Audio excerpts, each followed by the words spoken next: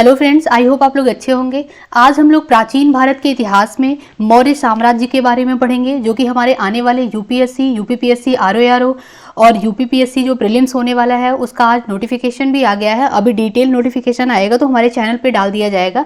अभी जो short notification आया है वो चैनल पे डिस्कस किया गया है, आप लोग जा करके उसको देखिए। आपको एज पता चलेगा कि कितने से कितने बीच तक भरना है, कितना वैकेंसी आया हुआ है, वैकेंसी अभी बढ़ेगा भी, तो आप लोग डिटेल में वो डाल दिया गया है, उसको आप लोग जा करके देख लीजिए।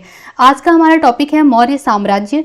हम लोग पढ़ेंगे मौर्य साम्राज्य के शासन काल के बारे में, पढ़ेंगे कौन कौन से शासक आए और क्या क्या उन्होंने किया और ऐतिहासिक महत्व क्या है इस चैप्टर का, वो हम लोग देखेंगे। ये चैप्टर बहुत इंपॉर्टेंट है, प्रीलिम्स के लिए तो ये इंपॉर्टेंट है ही है, मेंस में भी इससे क्वेश्चन आता ही आता है, तो ये बहुत इंपॉर्टेंट चैप्टर है, इसको अच्छे से पढ़िएगा आप लोग। और ये इसका टाइम पीरियड मौर्य काल का क्या है, 322 ईसा पूर्व से 185 ईसा पूर्व ये टाइम पीरियड है। तो चलिए स्टार्ट करते हैं। मौर्य साम्राज्य के संस्थापक कौन है? चंद्रगुप्त मौर्य मौर्य साम्राज्य के संस्थापक हैं। अब ये मैप में दिखाया गया है कि जब चंद्रगुप्त मौर्य ने जब मौर्य वंश की स्थापना की थी, तब उनका जो शासन काल था वो कहाँ से कहाँ तक फैला हुआ था। तो व्यास नदी यहाँ पे बहती है, व्यास नदी से लेकर के बे ऑफ बंगाल तक उनका शासन पूरा फैला हुआ था। ठीक है, तो ये जो टाइम पीरियड है, ये पूरा मैप में जो दिखा रहा है ब्लू, ये क्या है, ये चंद्रगुप्त के शासन काल में इतना पूरा जो था एरिया, ये चंद्रगुप्त के अंडर में था। ठीक है, अभी अशोक जब हम लोग पढ़ेंगे तो ये पूरा आ जाता है, बस सुदूर दक्षिण छोड़ दीजिए आप, और ये पूरा भारत जो है किसके अंतर्गत आ जाता है, ये अशोक के उसमें आ जाता है, मतलब मौर्य साम्राज्य के अंतर्गत आ जाता है। बस यहाँ पे केरला छोड़ दीजिएगा और तमिलनाडु छोड़ दीजिएगा, वो भी आधा। ठीक है, तभी हम लोग डिटेल में मैप में देखेंगे। चंद्रगुप्त मौर्य का टाइम पीरियड क्या है, ये 322 ईसा पूर्व से 298 ईसा पूर्व तक ये शासन करते हैं। चंद्रगुप्त मौर्य को सेंड्रोकोटस भी कहा जाता है, ग्रीक साहित्य में इनका नाम सेंड्रोकोटस मिला है। तो ये भी एग्जाम में पूछता है, सेंड्रोकोटस मिलान करने के लिए दे देता है कि सेंड्रोकोटस, एंड्रोकोटस, और क्या दे देगा कि ये किससे हैं, मतलब चंद्रगुप्त हैं, अमित्रघात दे देगा। तो चंद्रगुप्त का नाम सेंड्रोकोटस है, अमित्रघात किसका है, बिंदुसार का है। ठीक है, तो ये भी आप लोग याद कर लीजिएगा। ये जो सेंड्रोकोटस मिला है, ये ग्रीक साहित्य में उल्लेख मिला है सेंड्रोकोटस। सेंड्रोकोटस कौन है, चंद्रगुप्त मौर्य को ही बोला गया है सेंड्रोकोटस। उन्होंने चाणक्य कौटिल्य की सहायता से 322 ईसा पूर्व में मौर्य साम्राज्य की नींव रखी। ब्यास और बंगाल की खाड़ी के बीच के क्षेत्र को जीतने के बाद चंद्रगुप्त मौर्य ने पूरे देश में अभियान चलाया और आंध्र, कर्नाटक, महाराष्ट्र, गुजरात और मध्य क्षेत्र में मौर्य साम्राज्य, मतलब इतने जो क्षेत्र हैं, एरिया हैं, वो मौर्य साम्राज्य में शामिल कर लिया। किसने शामिल किया, चंद्रगुप्त मौर्य के अंतर्गत आंध्र प्रदेश, कर्नाटक, महाराष्ट्र, गुजरात, पूरे जो मध्य प्रदेश का एरिया है, ये पूरा मध्य क्षेत्र का ये आ जाएगा चंद्रगुप्त मौर्य के अंतर्गत। इस प्रकार उत्तर भारत के प्रथम एकीकरण का श्रेय किसे दिया जाता है, चंद्रगुप्त मौर्य को दिया जाता है। ये इंपॉर्टेंट पॉइंट है। सेल्यूकस ने यूनानी राजदूत मेगस्थनीज को चंद्रगुप्त मौर्य के दरबार में भेजा था। ये भी इंपॉर्टेंट है, इसको भी याद कर लीजिएगा। जैन स्रोतों के अनुसार चंद्रगुप्त ने अपनी जीवन के अंत में जैन धर्म अपना लिया था और अपने बेटे के पक्ष में सिंहासन त्याग दिया था, यानी अपने बेटे अमित्रघात, यानी कि किसको दे दिया था, अमित्रघात किसको बोला जाता है, बिंदुसार, इनके बेटे थे, उनको शासन दे के और ये चले जाते हैं जैन धर्म को अपना लेते हैं। कहाँ चले जाते हैं, ये श्रवणबेलगोला में जाते हैं, कर्नाटक में है श्रवणबेलगोला, यहीं पे भद्रबाहु संत रहते हैं, उनके साथ ये जाते हैं और वही इनको जैन धर्म की भिक्षा देते हैं, मतलब शिक्षा दे देते हैं, तो ये जैन धर्म अपना लेते हैं, भद्रबाहु इनको देते हैं। तो इनके गुरु कौन रहते हैं, जैन संत भद्रबाहु रहते हैं। ठीक है, यही श्रवणबेलगोला में ही इनकी मृत्यु हो जाती है चंद्रगुप्त मौर्य की। ठीक है, और यहाँ पे कुछ कृति दिया गया है, ये भी इंपॉर्टेंट है। विशाखदत्त की कृति क्या है, मुद्रा राक्षस, इसमें चंद्रगुप्त को क्या कहा गया है, नंदराज का पुत्र कहा गया है। विशाखदत्त की जो कृति है मुद्रा राक्षस, उसमें चंद्रगुप्त को नंदराज कहा गया है। मुद्रा राक्षस में चंद्रगुप्त को वृषल तथा कुलहीन भी कहा गया है, तो ये भी याद कर लीजिएगा। मुंडीराज ने मुद्रा राक्षस पर टीका लिखा है। मुद्रा राक्षस किसने लिखा है? विशाख दत्त ने लिखा है। तो इनके दो और भी कृति थे, एक था देवी चंद्रगुप्तम पहला, एक और था ये पहला इन्होंने मुद्रा राक्षस लिखा था, दूसरा देवी चंद्रगुप्तम लिखा था और तीसरा इन्होंने लिखा था अभिसारिका वंचितक लिखा था इन्होंने। तो ये 3 इनकी कृति है, ये मोस्ट इंपॉर्टेंट है, इसको याद कर लीजिए। राइटर और कृति ये पूछ लेता है, ठीक है।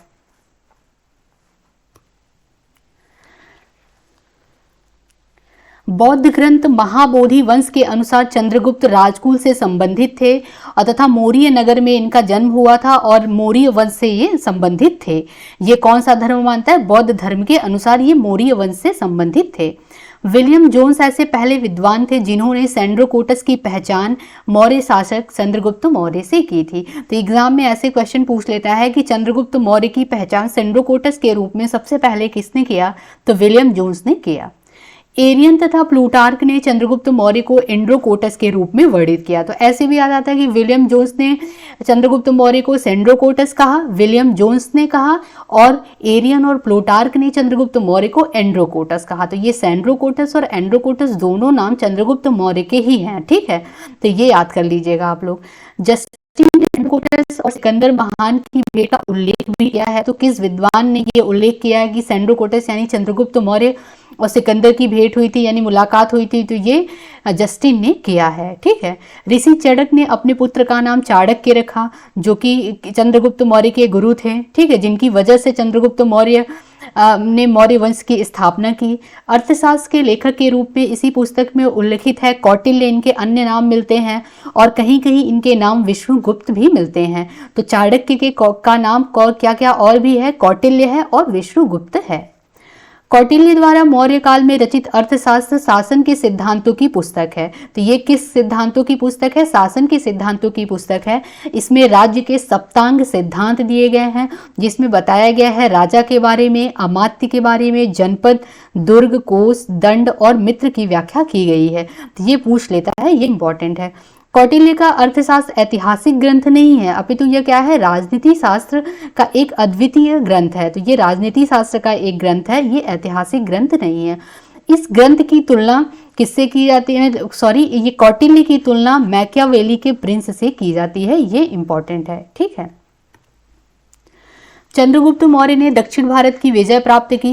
ये किससे पता चलता है कि चंद्रगुप्त मौर्य ने तमिल पे भी विजय प्राप्त की? तो जैन एवं तमिल साक्ष्य बताते हैं कि चंद्रगुप्त मौर्य दक्षिण विजय की पुष्टि का मतलब ये लोग बताते हैं कि दक्षिण पे भी विजय किया था चंद्रगुप्त मौर्य ने, दक्षिण भारत पर भी।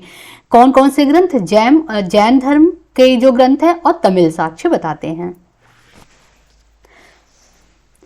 राजनीतिक तौर पे समस्त भारत का एकीकरण चंद्रगुप्त मौर्य के नेतृत्व में ही संभव हो पाया। ये क्वेश्चन पूछता है कि किसके शासनकाल में संभव हो पाया राजनीतिक एकीकरण भारत का? पहली बार कब हुआ? तो ये हुआ चंद्रगुप्त मौर्य के समय में हुआ, शासनकाल में हुआ। रुद्रदामन के अभिलेख से पश्चिमी भारत पर भी उसका मतलब किनका अधिकार हो गया? चंद्रगुप्त मौर्य का। ये प्रमाण मिलता है कि चंद्रगुप्त मौर्य जो थे वो पश्चिमी भारत यानी जो गुजरात, सौराष्ट्र का ये एरिया है, इस पे भी चंद्रगुप्त ने शासन किया था, अधिकार किया था। तो ये किससे पता चलता है? तो ये रुद्रदामन के अभिलेख से पता चलता है, रुद्रदामन के अभिलेख से पता चलता है। 150 ईसा पूर्व के रुद्रदामन के जूनागढ़ अभिलेख से पता चलता है कि गुजरात वही सौराष्ट्र जो पश्चिमी एरिया है पे चंद्रगुप्त ने शासन किया था।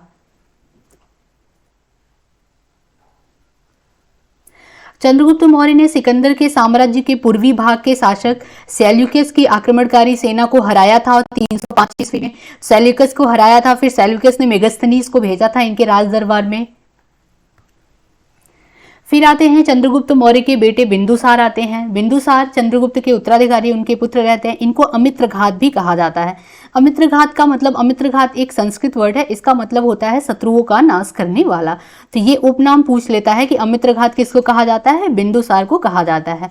अभी हम लोगों ने पढ़ा सेंड्रोकोटस किसको कहा जाएगा? चंद्रगुप्त मौर्य को। एंड्रोकोटस भी किसको कहा जाता है? उन्हीं को कहा जाता है, चंद्रगुप्त मौर्य को कहा जाता है। अभी आगे हम लोग पढ़ेंगे देवानाम्पिय, वो किसे कहा जाता है? वो अशोक को कहा जाता है। तो ये उपनाम आप लोग याद कर लीजिएगा। बिंदुसार ने मक्खली गोसाल द्वारा स्थापित जो घोर भाग्यवादी आदेश यानी आजीविका, अभी हम लोगों ने पिछले स्लाइड में भी पढ़ा था जब हम लोग जैन धर्म पढ़ रहे थे, उसमें पढ़े थे कि जो मक्खली गोसाल थे वो क्या थे, वो जैन धर्म मानते थे, मतलब जैन धर्म के अनुयायी थे। लेकिन फिर उनका मतभेद हो जाता है तो वो अपना आजीवक संप्रदाय बना लेते हैं। ठीक है, तो बिंदुसार के समय वो जैन धर्म में रहते हैं, तो जैन धर्म में रहते हैं, तो बिंदुसार भी जैन धर्म को मानते हैं, तो मक्खली गोसाल उनके गुरु रहते हैं और वो उनके उसको मानते हैं जो आजीवक संप्रदाय या नियतिवादी संप्रदाय भी कहा जाता है मक्खली गोसाल के संप्रदाय को। इनका ये मानना है कि आपके जो भाग्य में पहले से डिसाइडेड है, मतलब जो होना है, नियतिवाद का सिद्धांत भी कहते हैं इसको, कि जो आपके जीवन में होना है वो पहले से क्या है, निर्धारित है। तो बिंदुसार भी इसी उसको मानते थे कि हाँ जो होना है वो पहले से निर्धारित है। तो ये एक तरह से ये कर्म को वो आपकी अवहेलना करता है कि आप कर्म मत करो क्योंकि भाग्य में तो पहले से निर्धारित है। तो ये बिंदुसार इसको मानते थे।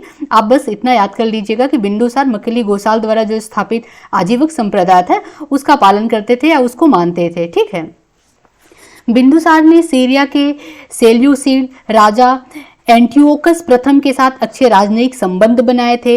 एंटियोकस के ये देखो पूछता कैसे है कि एंटियोकस के साथ संबंध किसका था, तो ये था बिंदुसार का संबंध अच्छा था, मतलब उनके मित्र जैसे थे। बिंदुसार के दरबार में राजदूत के रूप में कौन आया था, तो वो डाइमाकस आए थे। ये दो इंपॉर्टेंट पॉइंट है। पहला कि बिंदुसार के साथ जो के मित्र थे, मतलब एंटियोकस के साथ इन्होंने अच्छे, इनके राजनयिक संबंध अच्छे थे और इनके समय राजदूत कौन आए थे, डाइमाकस इनके समय आए थे। चंद्रगुप्त मौर्य के समय कौन राजदूत आए थे, हम लोगों ने पढ़ा मेगस्थनीज आए थे, सेल्यूकस ने भेजा था, यूनानी राजदूत थे वो। और यहाँ पे बिंदुसार के दरबार में डाइमेकस आते हैं या डाइमाकस भी बोलते हैं इनको, तो डाइमाकस यहाँ पे आते हैं। बिंदुसार ने एंटियोकस से उनके कुछ वस्तुएं उनसे ली। क्या क्या लिया था, मीठी शराब लिए थे, सूखे अंजीर लिए थे और कुछ दार्शनिक जो थे वो लिए थे, मतलब कुछ दार्शनिक वहां से आए थे। ठीक है, ये चीज है, 3-4 चीज ये भी याद कर लीजिएगा।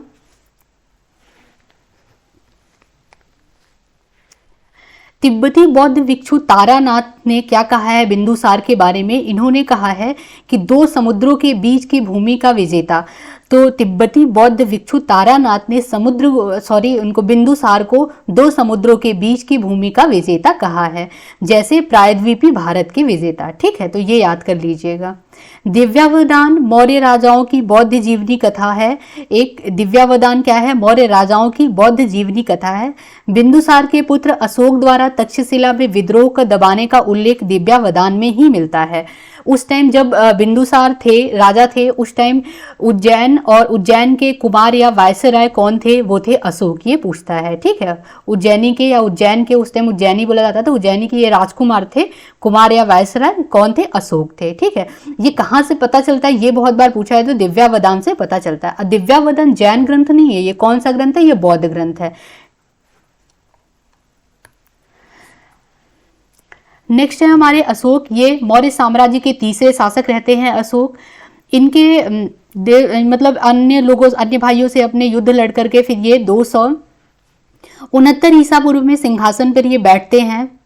राधा गुप्त ने इनको सिंहासन प्राप्त करने में मदद की थी। तो किसने मदद की थी, राधा गुप्त ने मदद की थी।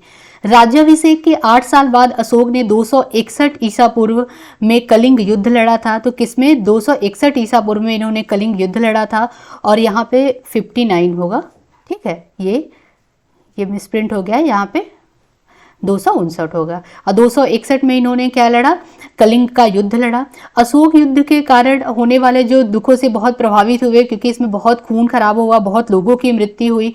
तो इस युद्ध के बाद ही ये भेरी घोष से धम्म घोष में अपने आप को इन्होंने बदल लिया। तो ये पूछता है कि अशोक किस युद्ध के बाद भेरी घोष से धम्म घोष में अपने उसको बदल लेते हैं, तो ये कौन सा युद्ध था, कलिंग का युद्ध था। भेरी घोष का मतलब होता है युद्ध, मार पीट करना, मतलब बहुत खून खराबा होना। धम्म घोष मतलब कि किसी जीव की हत्या ना करना और धर्म मतलब धार्मिक व्यवहार करना, तो ये है धम्म घोष। ठीक है, इसको डिटेल में भी हम लोग आगे पढ़ेंगे।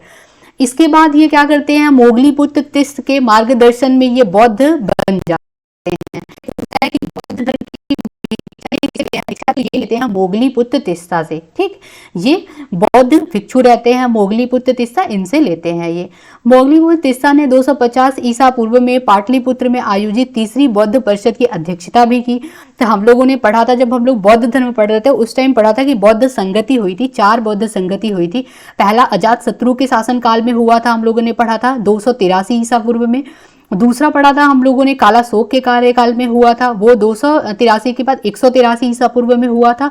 तीसरा होता है अशोक के शासनकाल में बौद्ध संगति, जो कि 250 ईसा पूर्व में होता है। उसकी अध्यक्षता कौन करते हैं? मोगलीपुत्र तिस्सा करते हैं, जो कि इनके गुरु रहते हैं, जिन्होंने बौद्ध धर्म मतलब बौद्ध बना दिया, जिन्होंने किसको? अशोक को। ठीक है, और चौथा लास्ट में हम लोगों ने पढ़ा था बौद्ध संगति कनिष्क के शासनकाल में हुआ था, जो कि कुंडलवन कश्मीर में हुआ था। तो ये बौद्ध धर्म में हम लोगों ने पढ़ा था डिटेल में, ये बहुत इंपॉर्टेंट है। तो यहाँ पे ये चीज हो गया। और उन्होंने श्रीलंका, दक्षिण भारतीय राज्यों, बर्मा, मध्य एशिया आदि में बौद्ध धर्म के प्रचार के लिए मिशनरियों को भेजा था। और उन्होंने ग्रीक राज्यों और ग्रीस में शांति के राजदूत भी भेजे थे। किसने भेजे थे? अशोक ने भेजे थे। ठीक है, अब यहाँ पे हम लोग मैप में देख लेते हैं अशोक का शासन कहाँ तक फैला था। सबसे पहले हम लोगों ने जो देखा चंद्रगुप्त का राज्य कहाँ तक फैला था, तो यहाँ तक चंद्रगुप्त का राज्य पूरा फैला था। गुजरात के सौराष्ट्र से ले लें, अगर हम लोग यहाँ से पश्चिमी भाग ले लें तो पश्चिमी भाग में भी अफगानिस्तान के ऊपर नहीं था। ठीक है, यहाँ से लेकर के यहाँ तक फैला था। अभी हम लोग देखते हैं ऑलमोस्ट पूरा भारत कवर कर लेते हैं कौन? अशोक। बस यहाँ पे सुदूर दक्षिण का छोड़ दीजिए पॉइंट, सुदूर दक्षिण में जैसे केरला छोड़ दीजिए और तमिलनाडु छोड़ दीजिए, तमिलनाडु में भी आधा तमिलनाडु छोड़ दीजिए, और पूरे भारत पे इनका अधिकार होता है। और ऊपरी हिस्से में भी अफगानिस्तान, पाकिस्तान, तुर्कमेनिस्तान तक ये पूरा चला जाता है। तो इतना बड़ा इनका यहाँ तक पूरा फैला रहता है मौर्य साम्राज्य। ये 265 BCE का मैप है। ठीक है, उस टाइम में मौर्य साम्राज्य कहाँ तक फैला हुआ था। अशोक के अधीन अब यहीं पे वही चीज बताया गया है कि दक्षिण को, सुदूर दक्षिण को छोड़ दीजिए तो पूरे भारत पे उनका अधिकार था। जैसे उत्तरापथ में क्या होगा? तक्षशिला पे, और उज्जैन, प्राची में पाटलिपुत्र, कलिंग, तोसाली, और दक्षिणापथ सुवर्णगिरि तक इनका जो प्रांत फैला हुआ था। बौद्ध साक्ष्यों के अनुसार अशोक अपने पिता के शासनकाल में अवंती यानी कि उज्जैनी के क्या थे? वायसराय थे या कुमार थे। 272 ईसा पूर्व में लगभग मगध के राजा बनते हैं ये, और 4 वर्ष बाद 269 ईसा पूर्व में इनका राज्याभिषेक होता है। इनके अभिलेखों में सर्वत्र इन्हें सबसे ज्यादा इनके अभिलेखों में देवानाम पिय या देवानाम पियदसी कहा गया है। तो ये बहुत इंपॉर्टेंट है, इनका नाम है ये देवानाम पियदसी या देवानाम पिय। किसे कहते हैं? अशोक को कहा जाता है, जिसका अर्थ होता है देवताओं का प्रिय या देखने में सुंदर। तो ये 2 अर्थ होता है इसका, देवताओं में प्रिय, देवानाम प्रिय, या देखने में सुंदर। ठीक है, पुराणों में इन्हें अशोक वर्धन कहा गया है। ये भी एग्जाम में पूछा हुआ है कि अशोक को पुराणों में क्या कहा गया है, तो अशोक वर्धन कहा गया है। और देवानाम प्रिय इन्हें इनके अभिलेखों में कहा गया है। ठीक है, दशरथ भी अशोक की तरह देवानाम प्रिय की उपाधि धारण करते हैं। दशरथ कौन रहते हैं? अशोक के पौत्र रहते हैं, यानी उनके बेटे के बेटे रहते हैं दशरथ। ठीक है, ये भी बौद्ध धर्म को मानते हैं। तो ये आप लोग मतलब समझ लीजिए कि देखिए जैन धर्म, सॉरी, ये मौर्य वंश में जो ऊपर के 2 राजा रहते हैं, जैसे चंद्रगुप्त मौर्य और कौन? बिंदुसार, उनके बेटे, ये 2 लोग जैन धर्म को मानते हैं। और नीचे से लास्ट में अगर 2 आएंगे, अशोक आएंगे और दशरथ आएंगे, ये दोनों लोग बौद्ध धर्म को मानते हैं। तो ये चीज आप लोग याद कर लीजिएगा। सिंहली अनुश्रुतियों, दीपवंश और महावंश के अनुसार अशोक के राज्यकाल में पाटलिपुत्र में बौद्ध धर्म की तृतीय संगति होती है। तो ये हम लोगों ने देखा कि बौद्ध धर्म की तृतीय बौद्ध की तृतीय बौद्ध संगति कब होती है? तो अशोक के शासनकाल में होती है। और इसकी अध्यक्षता कौन करते हैं? तो मोगलीपुत्र तिस्स इसकी अध्यक्षता करते हैं।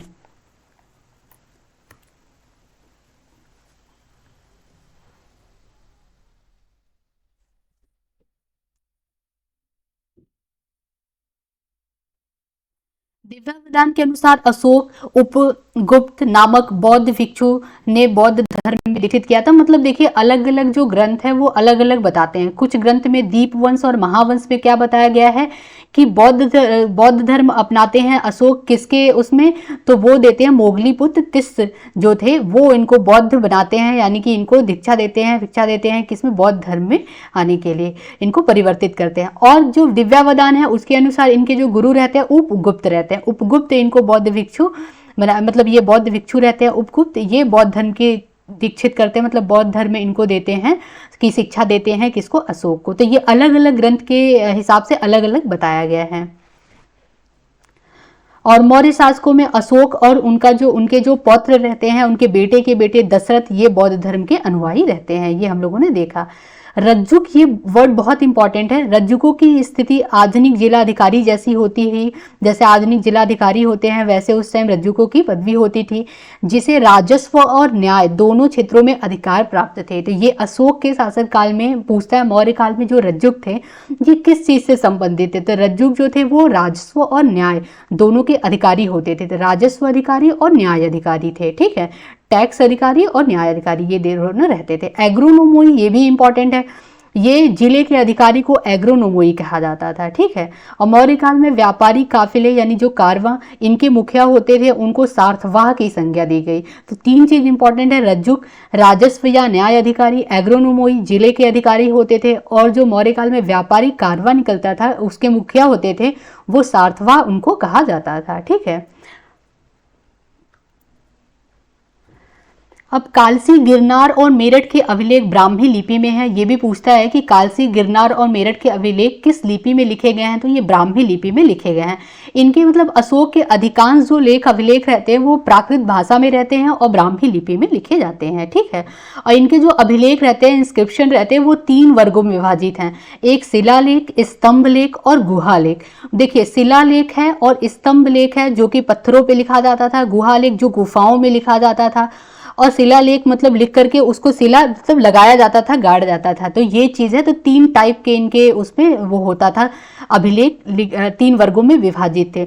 सबसे पहले अभिलेख लगाने की जो प्रथा थी ये मौर्य काल में अशोक ने ही स्टार्ट करवाया था। मतलब अशोक के काल से ही ये शिलालेख, स्तंभ लेख और गुहा लेख लगने लगा, जिसमें सारा कुछ लिखा जाता था, तो जिससे मौर्य काल के इतिहास के बारे में बहुत जानकारी मिलता है।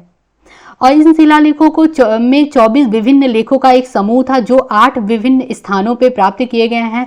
वे स्थान हैं शहबाजगढ़ी और मानसेहरा, कालसी, गिरनार, धौली और जौगढ़, सोपारा और एर्रागुडी, ठीक है। ये स्थान इतना इंपॉर्टेंट नहीं है, आप छोड़ दीजिए, बस ये याद कर लीजिएगा कि 3 टाइप के थे, शिलालेख, स्तंभलेख और गुहालेख। और जो अभिलेख शिलालेख थे वो 14 विभिन्न लेखों का एक समूह होता था जो 8 विभिन्न स्थानों पे लगाए गए थे। ये स्थान के नाम है। अशोक के अधिकांश लेख प्राकृत भाषा में होते थे और कौन सी लिपि में, ब्राह्मी लिपि में होते थे, ठीक है। भाभू वैराट स्तंभ लेख में अशोक ने स्वयं को मगध का सम्राट बताया है। यही अभिलेख अशोक का बौद्ध धर्म में मतलब ये मानता है, ये अभिलेख बहुत ज़्यादा इंपॉर्टेंट है कि पूछता है कि कौन से अभिलेख में अशोक ने अपने आप को मगध का सम्राट कहा है। तो भाभरू वैराट अभिलेख है, स्तंभ लेख है, ये इंस्क्रिप्शन है। इसमें यहाँ पे बताया गया है, बौद्ध अशोक ने खुद ही बताया है कि वो मगध के सम्राट हैं। और यही एकमात्र ऐसा अभिलेख है जिससे पता चलता है कि अशोक बौद्ध धर्म मतलब प्रमाणित करता है कि अशोक ने बौद्ध धर्म अपना लिया। ये पहला अभिलेख है जिसमें ये पता चलता है, ठीक है। तो ये इंपॉर्टेंट है। अशोक के प्रथम शिलालेख में पशु बलि निषेध के संदर्भ में लेख इस प्रकार है, मतलब पूरा लेख लिखा गया, उसमें ये लिखा गया है कि यहाँ कोई जीव मारकर बलि न दिया जाए और न कोई उत्सव किया जाए, मतलब कोई जीव मार करके बलि और उत्सव ना मनाया जाए। इसमें यह भी लिखा है कि पहले प्रियदर्शी राजा की पाकशाला में प्रतिदिन सैकड़ों जीव मांस के लिए मारे जाते थे, लेकिन अब इस अभिलेख के लिखे जाने तक सिर्फ 3 पशु प्रतिदिन मारे जाते हैं, जिसमें से 2 मोर रहता है, 1 मृग, ठीक है, हिरन। तो 2 मोर और 1 मृग इस टाइम में मारे जा रहे हैं जब ये अभिलेख लिखा जा रहा है, भाभरू वैराट अभिलेख या भाभू वैराट भी बोलते हैं इसको। और इसमें ये लिखा गया है कि मृग हमेशा नहीं मारा जाता, ओकेजनली मारा जाता है। ये भी मतलब ये पूछ लेता है पूरा दे करके, इसलिए मैं इसको पढ़ा दे रही हूँ। और इसमें यह भी लिखा गया है कि तीनों भविष्य में ये भी नहीं मारे जाएंगे, तो मतलब इन तीनों को भी भविष्य में नहीं मारा जाएगा। तो ये इनके ये पूछ लेता है कि ये जो लिखा गया है सेंटेंस पूरा, तो ये किस में लिखा गया, तो अशोक के प्रथम शिलालेख में ये लिखा गया है, ठीक है। पशु बलि, तो ये भी पूछ लेता है ऐसे कि पशु बलि निषेध किस अभिलेख में लिखा गया है, तो प्रथम शिलालेख में पशु बलि निषेध के बारे में लिखा गया है अशोक के प्रथम शिलालेख में, ठीक है। नेक्स्ट है हमारा 5वें स्तंभ लेख में भी अशोक द्वारा राज्याभिषेक के 26 वर्ष बाद विभिन्न प्रकार के प्राणियों के वध को वर्जित किया। तो दो अभिलेख इनके हैं, एक है पहला अभिलेख और दूसरा है पांचवा अभिलेख। पहले और पांचवें दोनों अभिलेख में इन्होंने प्राणियों के वध को, देखो पांचवें अभिलेख में प्राणियों के वध को वर्जित किया है, इन्होंने मना किया है, और पहले अभिलेख में इन्होंने जीव जंतुओं को जो मारा जाता है उसको इन्होंने पशु बलि को क्या किया है, निषेध किया है, यानी कि उसको मना किया है। ठीक है, यहाँ पे देखिए जो पशु मारे जाते थे उनको मना किया है कि ये नहीं मारे जाएंगे अब। तो ये इंपॉर्टेंट है, इसको याद कर लीजिएगा। अशोक के राज्यकाल की पहली बड़ी घटना कलिंग युद्ध, और इसमें अशोक विजयी हुए थे। इसी के बाद इनका जीवन एकदम बदल जाता है, ये बौद्ध धर्म को अपना लेते हैं। ये हम लोगों ने पढ़ा, ये धम्म घोष पे आ जाते हैं, भेरी घोष को छोड़ करके। फिर अशोक के 13वें शिलालेख यानी कि इंस्क्रिप्शन में इस युद्ध के संदर्भ में साक्ष्य भी मिलते हैं। तो ये बहुत इंपॉर्टेंट है ये भी टॉपिक, कि पूछता क्या है कि इसमें कि कलिंग युद्ध के बारे में कि अशोक के किस अभिलेख में बताया गया है, किस इंस्क्रिप्शन में बताया गया है। तो अशोक के 13वें शिलालेख में बताया गया है कलिंग युद्ध के बारे में, मतलब कलिंग युद्ध की चर्चा की गई है। इसमें यह भी बताया गया कि अशोक विजयी होते हैं। ठीक है, इस घटना में अशोक के शासनकाल के 8वें वर्ष बाद यानी कि 261 ईसा पूर्व में होता है। तो कलिंग युद्ध कब होता है? 261 ईसा पूर्व में होता है। किस अभिलेख में बताया गया? 13वें शिलालेख में बताया गया है। अशोक के दीर्घ शिलालेख जो 12वां शिलालेख है, इसमें सभी संप्रदायों के बारे में, मतलब ये पूछा है एग्जाम में, ऐसे क्वेश्चन आता है कि धार्मिक सहिष्णुता के बारे में अशोक के किस शिलालेख में वर्णन किया गया है या बताया गया है। तो ये दे देगा कि 13वें शिलालेख की, 12वें शिलालेख की, 5वें शिलालेख के पहले। तो हम लोगों को लगाना है, तो 12वें शिलालेख में धार्मिक सहिष्णुता के बारे में बताया गया है। जैसे बहुत लोग मान लेते हैं कि अरे बौद्ध धर्म मानते थे, ये तो बौद्ध धर्म को ही मानते होंगे और किसी धर्म को ये नहीं मानते होंगे। तो नहीं, ऐसा नहीं था। ये सभी संप्रदायों की, मतलब सभी संप्रदायों का सम्मान करते थे और धार्मिक सहिष्णुता को ये मानते थे। ये किसमें इन्होंने लिखा है? तो ये इनका जो इंस्क्रिप्शन, 12 इंस्क्रिप्शन था जो लिखा गया था, शिलालेख 12वां शिलालेख, उसमें बताया गया है। तो ये सारे शिलालेख आप लोग याद कर लीजिएगा नंबर वाइज, ये बहुत बार एग्जाम में आ चुका है, यूपीपीएससी प्रीलिम्स में बहुत बार आया हुआ है। ठीक है, अशोक के दूसरे और 13वें शिलालेख में संगम राज्यों की सूचना भी मिलती है। तो संगम राज्यों की सूचना 13वें शिलालेख और दूसरे शिलालेख में मिलती है। ठीक है, और मौर्य शासक अशोक के 13वें शिलालेख में यह ज्ञात होता है कि अशोक के 5 यवन राज्यों के साथ मैत्रीपूर्ण संबंध थे। ये भी पूछ लेता है। इसमें किसके किसके साथ इनके मैत्रीपूर्ण संबंध थे? अंतियोक यानी एंटियोकस के साथ थे, और थियोस सीरिया के शासक थे, तुर्मे या तुर्मा ये टॉलमी रीति के अनुसार पता चलता है। और उसके बाद आते हैं एंटीगोनस, गोनातास भी कहते हैं, मेसिडोनिया मकदूनिया के राजा थे, और मग साइरीन के शासक थे। तो ये यवन के राजा थे सब, इनके साथ इनका मैत्रीपूर्ण संबंध था। ये किस उसमें पूछता है? तो ये दूसरे अभिलेख में बताया जाता है और 13वें अभिलेख में बताया जाता है कि ये क्या है, इनके साथ इनके मैत्रीपूर्ण क्या थे, संबंध थे। ठीक है, तो आई होप आप लोगों को डिटेल में समझ आ गया होगा। अब हम लोग मौर्य अर्थव्यवस्था देख लेते हैं कि मौर्य काल की इकोनॉमी कैसी थी, क्या था उस टाइम का, अर्थव्यवस्था में कैसा वो चल रहा था। तो ये देख लेते हैं डिटेल में।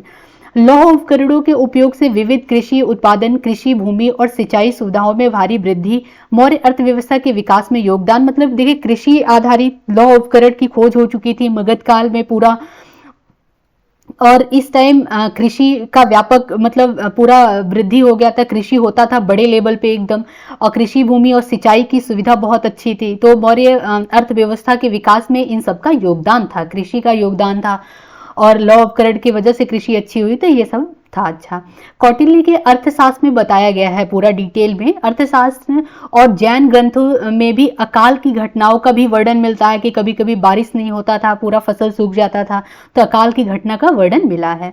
सोहगौरा ताम्रपत्र शिलालेख और महास्थान शिलालेख अकाल के दौरान अपनाए जाने वाले राहत उपायों से संबंधित है। तो ये पूछ लेता है कि ये अभिलेख में राहत के बारे में किन किन अभिलेख में बताया गया है।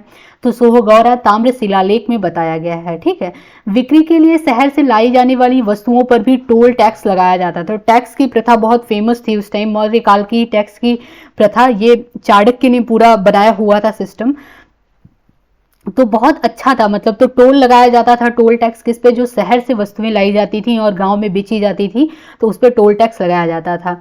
सामान्य कराधान जो टैक्स का दर था वो क्या था? 1/6 था। मतलब कि जैसे 1/6 हिस्सा टैक्स लगता था। मान लीजिए कि जैसे आपकी 100 किलो अनाज हुआ तो इसका 1/6 हिस्सा जो है वो गवर्नमेंट को आपको देना पड़ेगा। गवर्नमेंट, जैसे हम लोग अभी टैक्स गवर्नमेंट को देते हैं, इस टाइम राजा को देना पड़ता था। तो 1/6 यानी 100/6 कर दीजिए, तो जितना बचेगा वो क्या होगा, देना पड़ेगा। तो टैक्स का जो दर था ये बहुत इंपॉर्टेंट है, 1/6 यानी छठा हिस्सा देना पड़ता था। मुकुट भूमि को क्या कहा जाता है, भूमि को सीता कहा जाता था। ये भी एग्जाम में पूछा हुआ है तो इंपॉर्टेंट है। और मौर्य साम्राज्य में सख्त कानूनी व्यवस्था और दंड व्यवस्था था। इसमें जो चोरी करते थे, कर चोरी करते थे, जो टैक्स नहीं देते थे, उनको मृत्यु दंड तक दे दिया जाता था। तो ये बहुत इंपॉर्टेंट है, इसको याद कर लीजिएगा कि इनके जो कानूनी व्यवस्था थे वो बहुत सख्त थे। दंड व्यवस्था, अगर आप टैक्स नहीं दे रहे हैं तो मृत्यु दंड तक भी दिया जाता था। लेन देन के लिए क्या, जो पंच चिन्हित सिक्के होते थे वो चांदी के होते थे ज़्यादातर, उसको क्या किया जाता था, लेन देन के लिए ये सिक्के का यूज किया जाता था। ठीक है। वेतन क्या कितने से कितने तक होता था, तो ये 48,000 पड़ से 60 पड़ तक होता था। ये पूरा मतलब पूरा बना हुआ है कि पहले लेवल के रहेंगे उनको कितना मिलेगा, फिर उसके नीचे उनको कितना मिलेगा। तो ये स्टार्टिंग सबसे ज़्यादा जो मंत्री होते थे उनको मिलता था तो 48,000 पड़, और सबसे छोटा जो होता था वो 60 पड़ होता था। इसके बीच में ही पूरा वेतन मिलता था, प्रति वर्ष मिलता था वेतन। ठीक है। किराए पर लिए गए मजदूरों को कर्मकार कहा जाता था। किराए पे जो मजदूर वो लोग लेते थे उनको कर्मकार कहा जाता था। खनन, वन, नमक, शराब की बिक्री और हथियारों के निर्माण और धातु कर्म पर राज्य का एकाधिकार था, यानी कि सारे जो पावर थे वो राजा के पास थे। ठीक है। सारे पावर, खनन और वन, शराब बिक्री, ये सब पे किसके पास थे पावर, तो वो राजा के पास रहते थे। अब ये मौर्य इकोनॉमी थी, मौर्य काल की इकोनॉमी कैसी थी वो हम लोगों ने देख लिया। मौर्य साम्राज्य था उस टाइम का समाज कैसा था ये हम लोग देख लेते हैं। समाज स्पष्ट रूप से 4 वर्ग में विभाजित था, व्यवस्था में विभाजित था, जिसमें दास प्रथा भी विद्यमान थी। तो ये पूछता है कि दास प्रथा थी कि नहीं मौर्य वंश में, तो ये थी। लेकिन जब मेगस्थनीज लिखता है तो मेगस्थनीज नहीं लिखता है अपने उसमें, लिखता है जब इंडिका में तो वो नहीं लिखता है कि दास प्रथा थी। क्यों? क्योंकि वो शायद मतलब राज्य से बाहर ही नहीं गया होगा, तो उसको पता नहीं था कि दास प्रथा थी कि नहीं। लेकिन जो हम लोग देखेंगे चाणक्य जो लिखते हैं अर्थशास्त्र, उसमें वो लिखते हैं कि दास प्रथा प्रचलित थी। तो ये याद कर लीजिएगा कि मेगस्थनीज के अनुसार मौर्य साम्राज्य में दास प्रथा नहीं थी, लेकिन चाणक्य के अनुसार दास प्रथा विद्यमान थी। समाज कई जातियों और उप जातियों में विभाजित होता था। आमतौर पर किसी पेशे या व्यवसाय पर आधारित होता था कि कौन जो जाति रहते थे वो उसी टाइप का अपना काम करते थे। वर्ण संकर विवाह या अंतर्वर्ण या अंतरजाति विवाह की भी सूचना मिलती है, जिसमें 2 प्रकार के थे। एक अनुलोम विवाह होता था, जिसमें क्या, अनुलोम विवाह में ये होता था कि जो दूल्हा होता था वो उच्च जाति का होता था। ठीक है।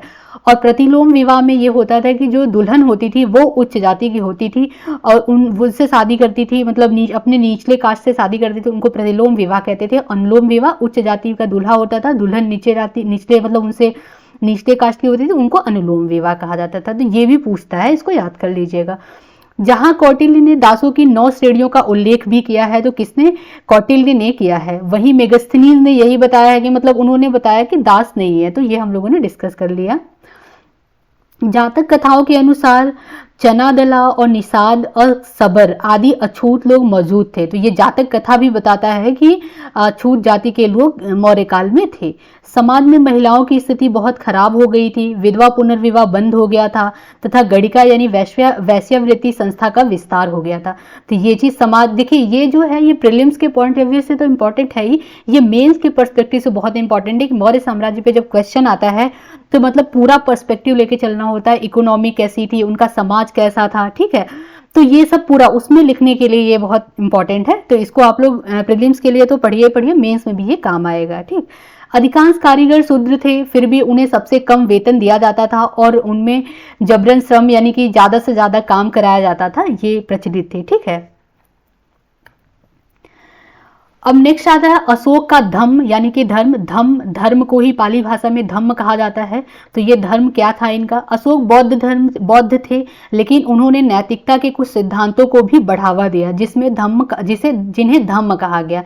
धम्म के 4 प्रमुख बिंदु शामिल हैं, सहिष्णुता, अहिंसा, अच्छा आचरण यानी माता पिता और बड़ों की आज्ञा मानना, ब्राह्मणों और भिक्षुओं का सम्मान करना, ये था। तो धम्म के अंतर्गत इनके 4 प्रमुख बिंदु शामिल थे, ये आप लोग याद कर लीजिएगा। धम्म के प्रचार हेतु इन्होंने धम्म महामात्र नामक नए अधिकारी नियुक्त किए। तो ये पूछ लेता है कि धम्म महामात्र ये मौर्य काल में ये किससे रिलेटेड है, तो ये धर्म के प्रचार हेतु जो अधिकारी होते थे उनको धम्म महामात्र कहा जाता था। अशोक की पुत्री संघमित्रा, जो कि इनको ये श्रीलंका भेजते हैं प्रचार करने के लिए, बौद्ध धर्म का प्रचार करने के लिए भेजते हैं। ठीक है, बौद्ध के धम्म को सांप्रदायिक आस्था नहीं माना जा सकता, क्योंकि ये मेंस के लिए इंपॉर्टेंट है। उनकी शिक्षाओं का उद्देश्य सहिष्णुता का आधार है, मतलब कि वो सारे धर्म का सम्मान करते थे। ठीक है, अब आता है अशोक के शिलालेख, ये बहुत इंपॉर्टेंट है, इसको भी पढ़ लीजिए। मौर्य काल के इतिहास में सबसे महत्वपूर्ण स्रोत इनके आकार के आधार पे इन्हें मतलब वर्गीकृत, देखिए मौर्य काल का जो इतिहास है ये शिलालेख से ही हमें ज़्यादातर पता चलता है। प्रमुख लघु शिलालेख हैं, देखिए दो पार्ट में थे, एक थे लघु शिलालेख, एक थे बड़े, मतलब कि जो थोड़े बड़े बड़े शिलालेख होते थे वो। तो लघु शिलालेख कौन कौन से थे, वो 16 था जो शिलालेख, और शिलालेख 2 उसको लघु शिलालेख कहा गया। और यहाँ पे 17 और 3 ये जो थे ये बृहत शिलालेख कहे गए। ठीक है, यहाँ बृहत हो जाएगा। ये गंगा घाटी और उनके आसपास मेरठ, टोपरा, कौशाम्बी, सांची, सारनाथ, लौरिया, नंदगढ़, लौरिया, अरराज और रामपुर, लुम्बिनी यानी नेपाल में है, जैसे स्थानों पे मिलते हैं। ठीक है, तो इन स्थानों पे मिलते हैं। भारत का राष्ट्रीय प्रतीक अशोक के सारनाथ स्तंभ से ही लिया गया है, ये इंपॉर्टेंट है।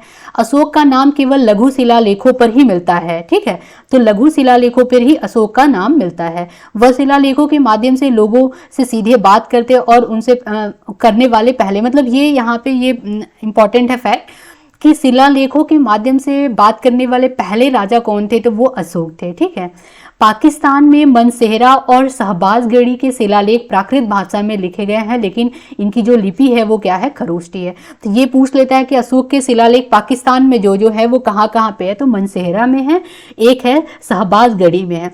किस भाषा में लिखे गए हैं, प्राकृत भाषा में और ब्राह्मी लिपि में लिखे गए हैं। तो इसको भी आप लोग याद कर लीजिएगा। अब यहाँ पे केंद्रीय प्रशासन प्रमुख जो महत्वपूर्ण अधिकारी थे उनको क्या कहा जाता था, इनका स्थानीय प्रशासन क्या था, ये भी इंपॉर्टेंट है, याद कर लीजिए इसको, प्रीलिम्स के लिए बहुत इंपॉर्टेंट है। तो राजा के यहाँ पे केंद्रीय प्रशासन इनका क्या था, राजा केंद्र था, मतलब राजा केंद्र में राजा होते थे। फिर उसे मंत्री परिषद, मतलब मंत्री परिषद होते थे इनके चारों ओर, क्या नाम था, युवराज, पुरोहित, सेनापति और अन्य द्वारा सहायता इन्हें प्रदान किया जाता था। लेकिन केंद्र पूरा कहाँ पे था, राजा केंद्रित थे, यानी राजा केंद्र में होते थे। सर्वोच्च अधिकारी को तीर्थ कहा जाता था, ये बहुत इंपॉर्टेंट है कि सर्वोच्च अधिकारियों को तीर्थ कहा जाता था। और जो अध्यक्ष थे, 26 विभागों का प्रबंधन यहाँ पे था अध्यक्ष को, मतलब पूरा 26 विभाग था, बटा हुआ था। जैसे अभी भी अलग अलग मिनिस्ट्री है, उस टाइम भी मिनिस्ट्री पूरा बटा हुआ था, तो 26 मिनिस्ट्री था उस टाइम। ठीक है, महत्वपूर्ण अधिकारी कौन कौन से होते थे, ये बहुत इंपॉर्टेंट है। मंत्री, जिनको मुख्यमंत्री, जिनको मंत्री कहा जाता था, इन्हीं का जो वेतन था सबसे ज्यादा होता था, इनका वेतन 48,000 पर होता था। मंत्री परिषद अध्यक्ष, मंत्री परिषद का प्रमुख, उसको उनको क्या कहा जाता था, उनको मंत्री परिषद अध्यक्ष कहा जाता था। जो मुख्य पुजारी होते थे उनको पुरोहित कहा जाता था, और जो प्रधान सेनापति होते थे उनको सेनापति कहा जाता था। युवराज को युवराज ही कहा जाता था। और ये बहुत इंपॉर्टेंट है, जो राजस्व संग्रहकर्ता होते थे, जो टैक्स कलेक्ट करते थे, जो वो अधिकारी, उनको समाहर्ता कहा जाता था। ये बहुत बार पूछा हुआ है कि जो टैक्स कलेक्ट करते थे अधिकारी, उनको क्या कहा जाता था, उनको समाहर्ता कहा जाता था। और शाही आय के जो प्रभारी अधिकारी होते थे उनको शुक्लाध्यक्ष कहा जाता था।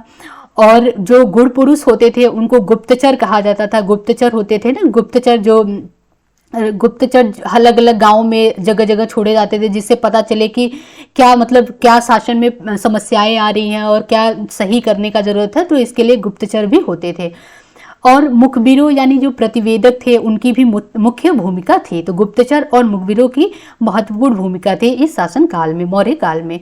स्थानीय प्रशासन कैसा था, मौर्य साम्राज्य में स्थानीय और नगर पालिका प्रशासन भी था, जिसमें विश और आहारा यानी जिले की एक इकाई होती थी। विश और आहारा, ये गलत यहाँ पे मिसप्रिंट हो गया, यहाँ पे और विश अलग होगा और आहारा अलग है।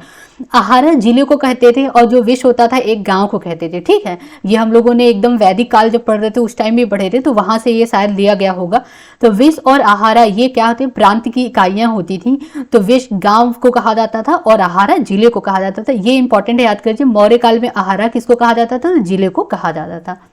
मेगास्थनीज के वृत्तांत में नगर पालिकाओं के प्रशासन के लिए 5-5 सदस्यों वाली 6 समितियों का उल्लेख भी मिला है, तो ये भी इम्पोर्टेंट है।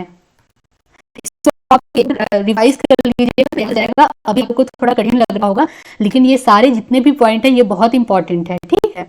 अब ये महत्वपूर्ण अधिकारी होते थे। सीता अध्यक्ष किसको कहा जाता था? तो कृषि या जो पर्यवेक्षण के अधिकारी होते थे, यानी जो कृषि के अधिकारी होते थे, उनको सीता अध्यक्ष कहा जाता था। वाणिज्य अधिकारी को पर्याध्यक्ष कहा जाता था और अधीनस्थ राजस्व अधिकारी को युक्ता कहा जाता था।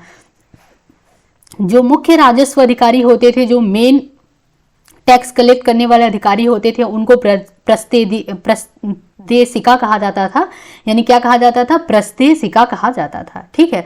और देखिए जो इंपॉर्टेंट है वही पढ़िए, इसमें राजुका इंपॉर्टेंट है। राजस्व बंदोबस्त अधिकारी राजुका कहा जाता था। बाजार के जो अधिकारी होते थे, बाजार अधिसक्षक अधिकारी इनको कहा जाता था, इनको क्या कहा जाता था? संस्था अध्यक्ष कहा जाता था। बाट और माप के जो अधिकारी होते थे उन्हें पौथवा अध्यक्ष कहा जाता था, और जो जहाजों के अधिकारी होते थे उन्हें नवाध्यक्ष कहा जाता था, ठीक है। और टोल जो कलेक्ट करते थे, अभी हम लोगों ने पढ़ा कि जो शहर से सामान आते थे उस पर टोल टैक्स लगते थे, तो टोल का कलेक्ट जो करते थे वो अधिकारी होते थे, उनको कहा जाता था शुल्काध्यक्ष कहा जाता था। तो ये कुछ इंपॉर्टेंट है, इसको याद कर लीजिएगा। और ग्राम के अधिकारी में जो ग्रामिका होते थे, वो गांव के मुखिया को ग्रामिका कहा जाता था, ठीक है।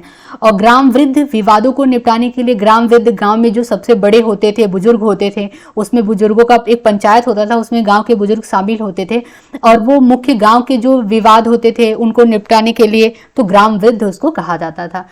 अब यहाँ पे एक चीज पता चलता है, सुदर्शन झील का निर्माण चंद्रगुप्त मौर्य के शासनकाल में गुजरात के गिरनार पहाड़ी पर किया गया। ये बहुत इंपॉर्टेंट है, इसको याद कर लीजिएगा कि सुदर्शन झील का निर्माण किसने कराया था? चंद्रगुप्त मौर्य के शासनकाल में हुआ था। कहाँ पे हुआ था? गुजरात की गिरनार पहाड़ी पर किया गया था, ठीक है। और यहाँ पे 2 मुख्य मौर्य काल में बंदरगाह बताए गए हैं, ये भी एग्जाम में पूछा हुआ है। एक पहला है पूर्व में ताम्रलिप्ति है, ये कहाँ पे है? ये बंगाल की खाड़ी, पश्चिम बंगाल में है बेसिकली ये।